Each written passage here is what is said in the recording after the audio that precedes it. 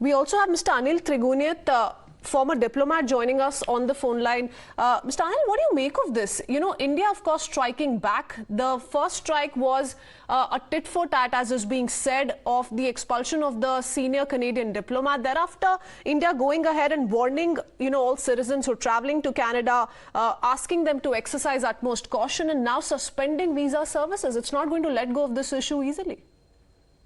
It's not that. I mean, in fact, you know that there are a lot of these Canadian citizens who are Khalistani extremists and terrorists, and they often get these OCI cards and others, and they are able to freely come in and get the visas without any problem. And so that is always causes a major problem. So one has to always take a preemptive action, because you have seen that already various groups there have threatened the Indian High Commissioner, Indian government officers, as well as the Indians, other Indians, Hindus and others.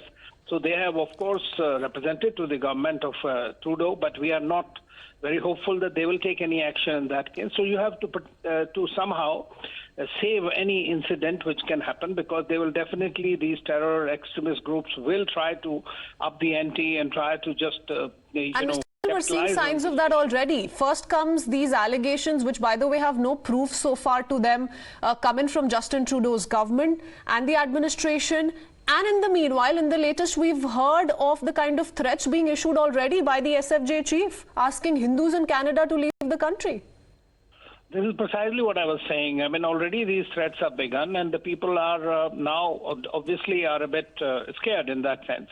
But I'm quite sure that hopefully the good sense will prevail on the Trudeau government, and they will do what is required to be done for protecting the Indians who are studying there. There are a large number of students and workers who are there. So obviously they should do that. Indian High Commission is involved in that. They are obviously looking after, they're in touch with the Indian community there. So let us see how it eventually plays out. But what India has done is the right action, and obviously an advisory has been issued for all the Indian citizens, and they need to be very cautious and avoid, if can, to travel to such places. Prevention better than cure. Mr. Anil, many thanks for speaking to us here on Times Now. Let me also take in a word from another former diplomat, Veena Sikri, joining us on the phone line.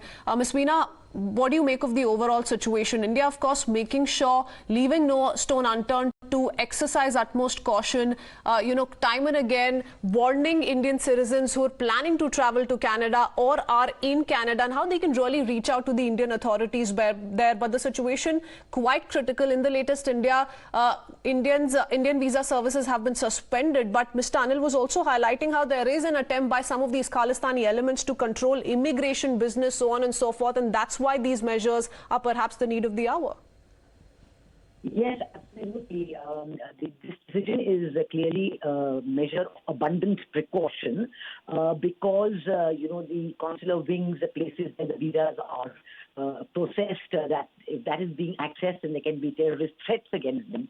As you know, that the Khalistani elements in Canada have issued threats directly naming Indian diplomats in Canada, and this is a matter of grave concern. And there has been really no response from the Canadian government assuring additional protection.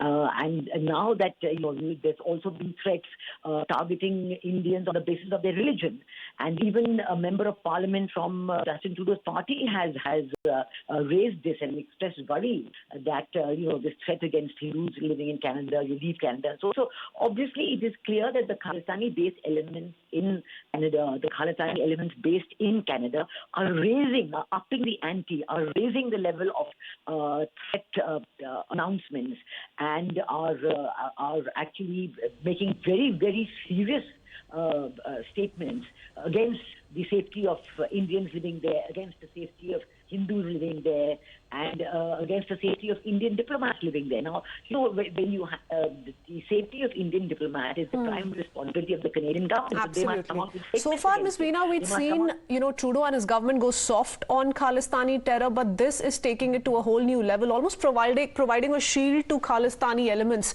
on Canadian soil. Many thanks for speaking to us. In the latest, Indian visa services have been suspended till further notice. We head into a very quick break. Lots more lined up on the other side. We'll be right back.